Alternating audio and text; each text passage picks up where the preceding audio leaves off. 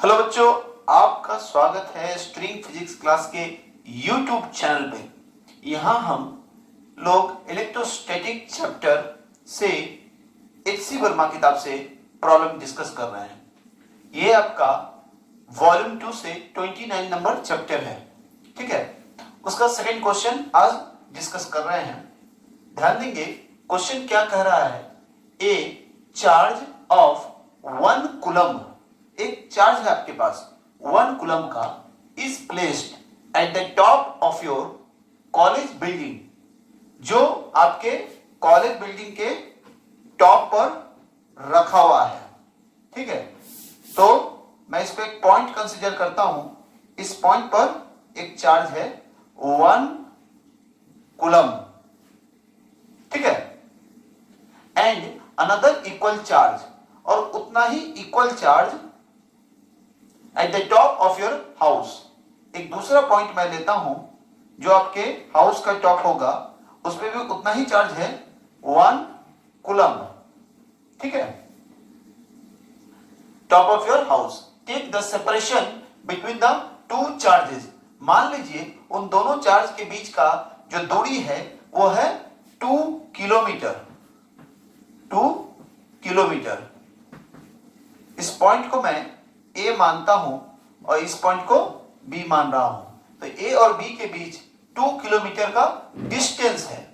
तो आपको निकालना क्या है, find the force exerted by the charges.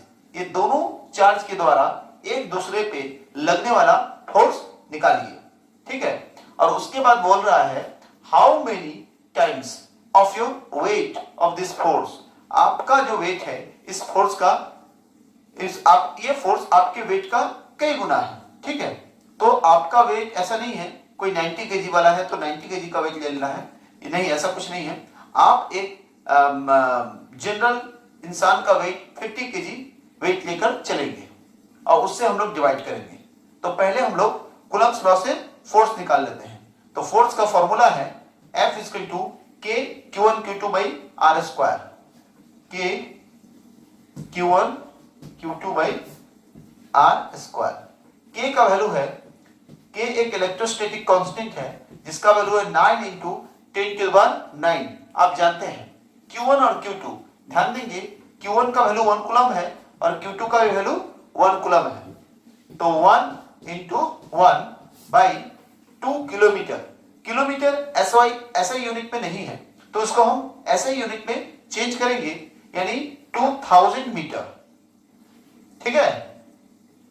2000 को 10⁻³ लिख सकते हैं, ठीक है, इसका स्क्वायर, ठीक है।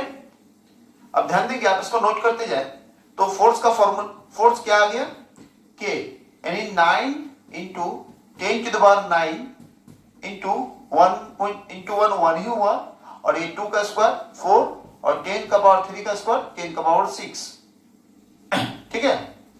और 9/4 क्या आ जाएगा 2.25, ठीक है, क्योंकि आप 9 को हाफ कीजिएगा तो 4.5 होगा, फिर इसको हाफ कीजिएगा 2.25 हो जाएगा, इंटू 10⁻³ हो गया।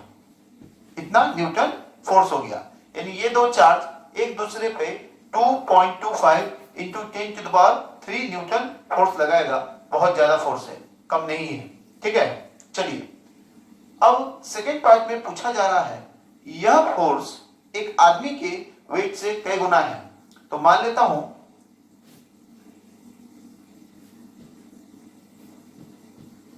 लेट W मैन इसका टू होगा 50 केजी। तो 50 केजी यानी 50 इंटू G, ठीक है। तो G को 10 मान के चलते हैं। 9.8 भी आप ले सकते हैं, लेकिन कैलकुलेशन को आसान करने के लिए हम लोग 10 ले लिए। तो मान लेते हैं ये वेट n टाइम्स होगा इस फोर्स का, since NW equal to 2.25 into 10⁻³। अब इसको नोट करें, फिर मैं मिटाऊंगा।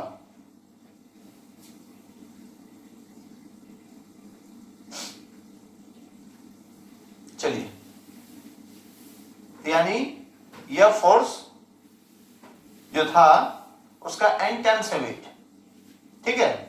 तो n इक्वल टू क्या हो जाएगा 2.25 इंटू 10⁻³ बाई W। तो W का वैल्यू कितना है 5 इंटू 10⁻², ठीक है। क्लियर,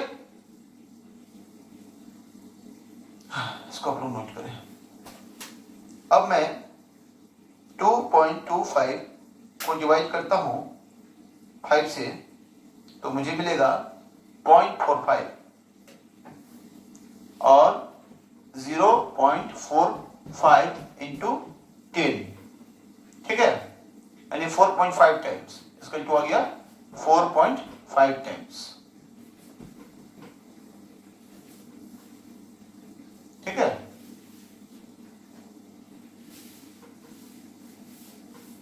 चलिए